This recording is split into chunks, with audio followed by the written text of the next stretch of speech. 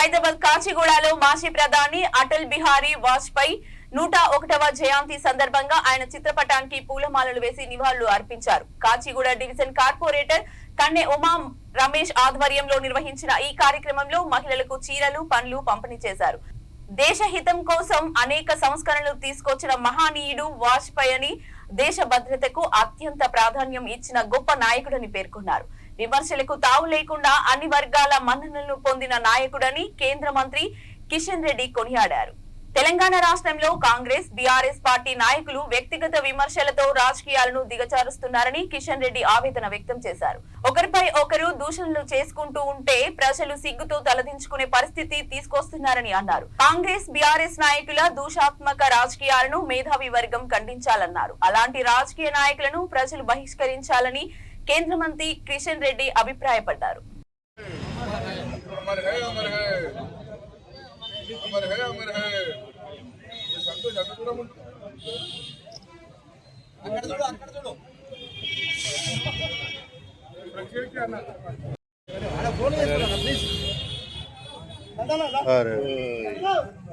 రమేష్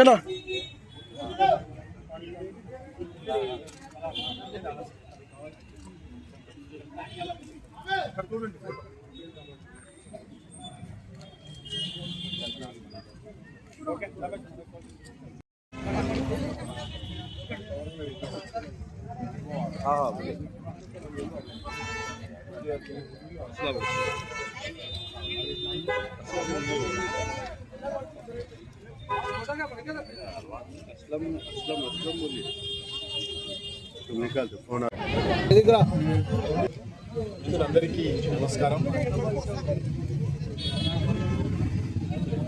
మన భారతరత్న దేశానికి ప్రధానమంత్రిగా అనేక సేవలు అందించినటువంటి మహానుభావుడు శ్రీ అటల్ బిహారీ వాజ్పేయి గారు 3 సార్లు ప్రధానమంత్రిగా బాధ్యతలు చేపట్టి అనేక విషయాలలో దేశ హితం కోసం నిర్ణయాలు తీసుకున్నటువంటి మహానుభావుడు, అజాత శత్రువు, అనేక రకాల సంస్కరణలు తెచ్చినటువంటి మహానుభావుడు, దేశ ఆర్థిక వ్యవస్థను గాడిలో పెట్టినటువంటి వ్యక్తి, మరి దేశంలో ఉగ్రవాదాన్ని అరికట్టడం కోసం కఠినమైన నిర్ణయాలు తీసుకున్నటువంటి వ్యక్తి.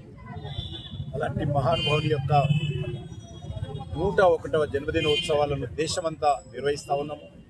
కేంద్ర ప్రభుత్వము, రాష్ట్ర ప్రభుత్వాలు, అనేక సామాజిక సంస్థలు కూడా ఈ కార్యక్రమాన్ని నిర్వహిస్తూ ఉన్నాం. సంవత్సరం పాటు, గత సంవత్సరం డిసెంబర్ 25 నుంచి ఈ 25 వరకు కూడా సంవత్సరం పాటు అనేక కార్యక్రమాలు మేము కేంద్ర ప్రభుత్వం తరఫున చేపట్టడం జరిగింది. అందులో భాగంగా ఈరోజు కాచిగూడ డివిజన్లో మరి మా యొక్క శానిటేషన్ సిబ్బందికి చీరల పంపిణీ కార్యక్రమం పెట్టుకోవడం జరిగింది.